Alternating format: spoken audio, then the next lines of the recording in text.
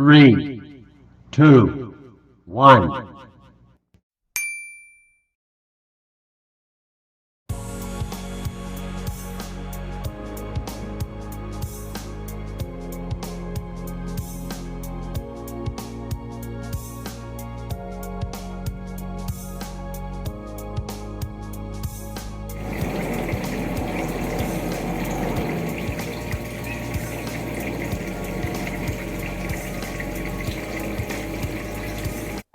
Assalamualaikum warahmatullahi wabarakatuh.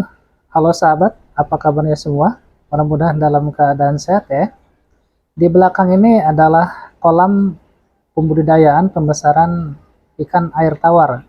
Ini posisi di rumah saya dengan ukuran kurang lebih 3 kali 4 meter. Itu sudah bisa digunakan untuk penempatan alat metode RAS pembesaran ikan air tawar. Seperti kita ketahui, ikan tawar biasanya yang kita tahu tuh apa tuh? Ada ikan lele ya, kemudian ikan nila, ikan patin ya, kemudian ikan gurame ya, seperti itu. Nah, seiring permintaan pasar yang seolah tidak pernah ada habisnya, tidak pernah ada liburnya gitu ya.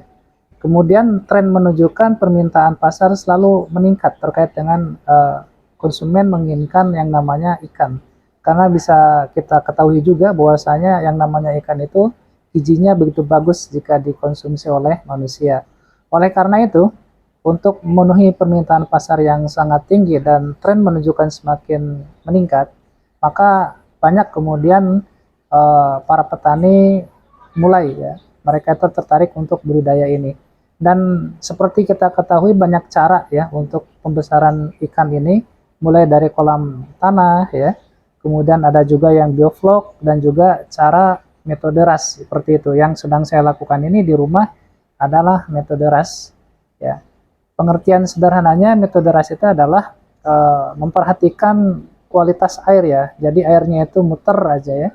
Jadi di sini nanti akan saya jelaskan bagaimana cara kerja metode RAS itu sendiri. Jadi mulai dari sini ya. Nah, ini adalah kolam utamanya yang saya miliki ada 2. Perlu saya sampaikan para sahabat semua, ini alatnya beberapa saya beli bekas ya, di limbah. Ini toren air yang kotak ini saya beli bekas juga, kemudian drum-drumnya juga bekas, seperti itu ya. Jadi kalau misalkan tertarik untuk membeli alat ini, satu paket dari kami ya, nanti kami akan menawarkan juga untuk penjualan alat ini ya.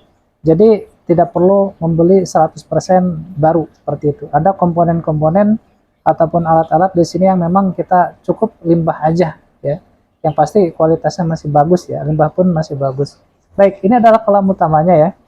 Kolam utamanya saya hanya 2. Di sini kapasitas airnya saya gunakan 1000 liter ya. Dan kalau misalkan budidaya pembesaran ikan lele itu di sini untuk 1000 liter itu bisa untuk daya tebar bibit ikan lele 1000 ekor. Jadi banyak juga ya kalau lele itu. Tebar bibitnya itu banyak kalau lele ya. 1000 liter 1000 ekor. Kemudian selanjutnya yang ini saya tanam ikan nila, nila merah ya. Di sini untuk kapasitas maksimumnya ikan nila itu 250 ekor. Ya. Dengan kapasitas air 1000, ini maksimal 250 ekor aja. Beda ya. Lele dengan nila beda. Kemudian selanjutnya ini adalah drum-drum filternya ya, nanti disaring.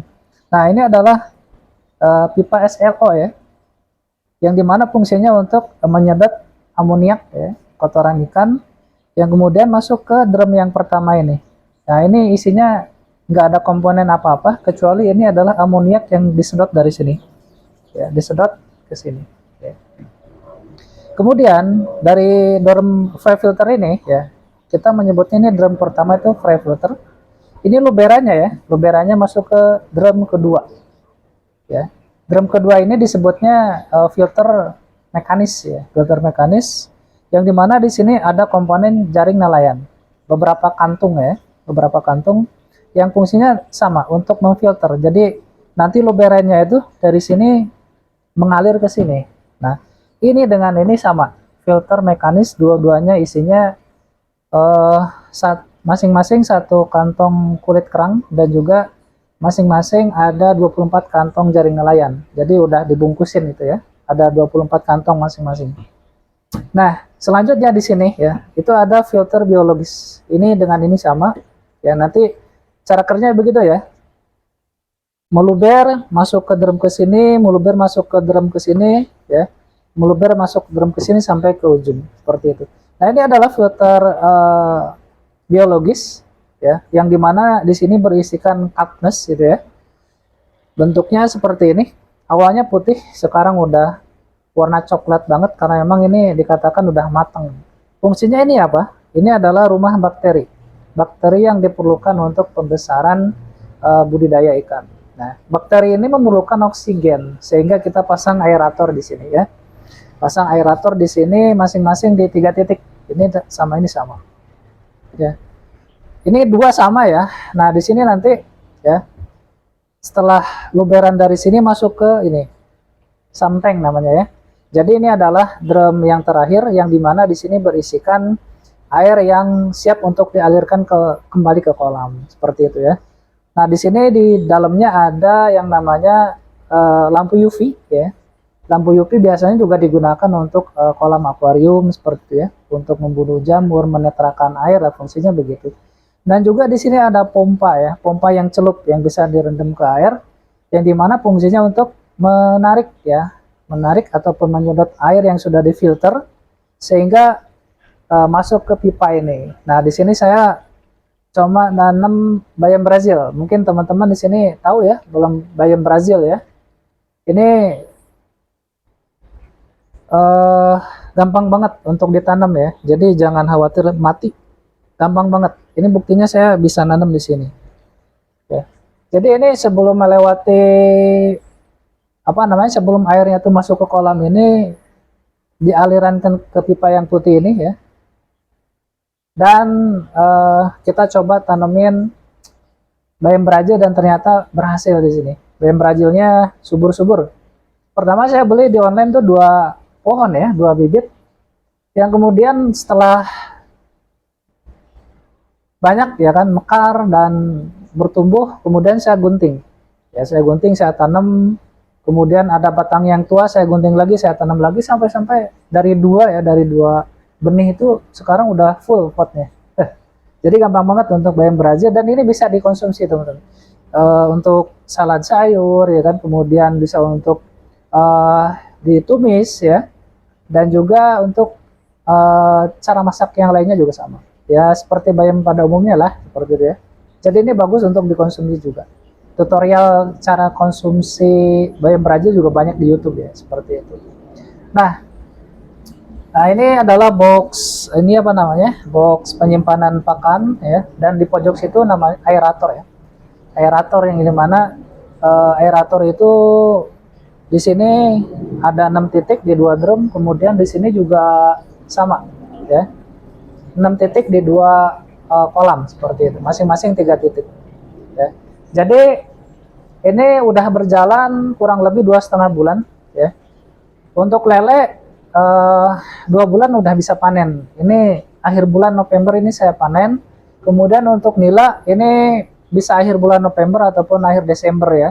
Sekarang sebenarnya udah bisa dipanen, cuman belum semuanya bisa. Ada beberapa ekor aja yang bisa saya panen sebenarnya, hanya saja saya menunggu biar semuanya bisa dipanen ya. Seperti itu. Jadi seperti ini ya, salah satu cara untuk budidaya ikan yang dimana kita bisa memanfaatkan lahan kecil. Misalkan di teras kita mau manfaatin agar menjadi cuan misalkan ya, ataupun di halaman rumah, ataupun di depan rumah atau belakang rumah, samping kanan atau kiri rumah itu ya, ataupun di lahan yang sahabat miliki ya, yang dimana saat ini kurang produktif sama sekali, bahkan tidak menghasilkan. Bagaimana caranya supaya bisa menghasilkan cuan? Nah silakan, kalau misalkan tertarik dengan budidaya ikan ini yang dimana permintaan pasar tinggi, kalau misalkan tertarik dengan alat ini kami menjualnya. Jadi kalau misalkan tertarik nih, saya punya lahan itu ya yang bisa dijadikan untuk budidaya ikan seperti itu.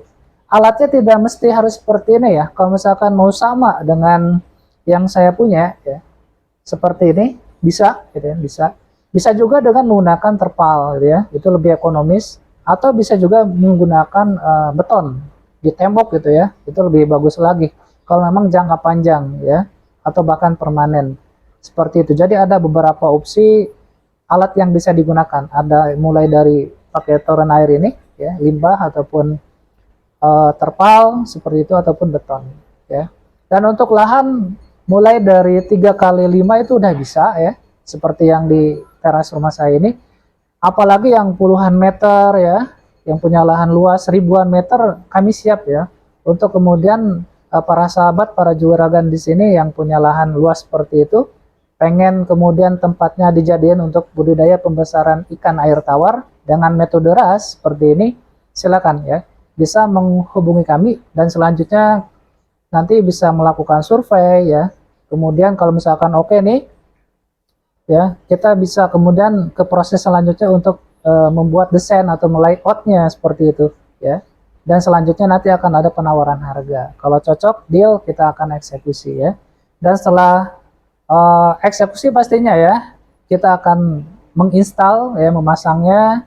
Kemudian 1 bulan kita akan kawal prosesnya sampai dipastikan proses berjalan dengan lancar seperti itu. Dan pastinya nanti juga ada panduannya ya, apa aja yang harus diperhatikan setiap harinya, apa yang harus dilakukan setiap per minggu sekalinya ya, ataupun per 1 bulan sekali, itu yang harus dilakukan treatmentnya, nanti akan kita kasih panduannya seperti itu. Nah selanjutnya yang menjadi pertanyaan adalah, atau keluhan ya, kekhawatiran adalah, saya bisa budidaya pembesaran ikannya, lantas kemudian nanti saya banyak melakukan apa namanya, maaf, saya banyak panennya nih ya, seperti itu, karena memang kapasitasnya besar, tapi saya bingung jualnya kemana, seperti itu. Bisa jadi jualnya gampang tapi harganya jatuh, akhirnya rugi. Nah di sini kalau misalkan para sahabat, para juragan membeli alat dari kami ya, selanjutnya adalah panen jangan khawatir. Kalau misalkan tidak bisa menjualnya secara mandiri ya, dengan harga yang memang bagi kita itu bagus, boleh dijual ke kami, tentunya dengan menjadikan kedua belah pihak itu untung. Tidak hanya sekadar para petani aja atau yang punya ikannya itu untung, penjual ikannya untung, tentu kita selaku penampung ikannya juga untung. Jadi kedua belah pihak itu sama-sama mendapatkan keuntungan. Kalau misalkan tengkulak yang nakal kan luar biasa, ngejatuhin para petaninya gitu ya. Jadi siap untuk kita tampung dengan harga yang bagus sehingga kedua belah pihak itu merasakan keuntungannya seperti itu ya. Jadi seperti itu.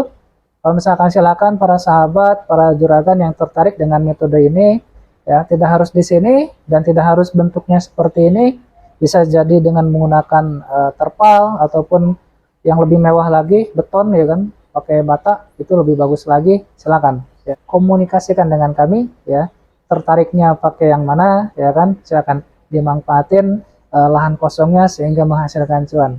Itu saja tawaran dari kami. Terima kasih atas perhatiannya. Assalamualaikum warahmatullahi wabarakatuh.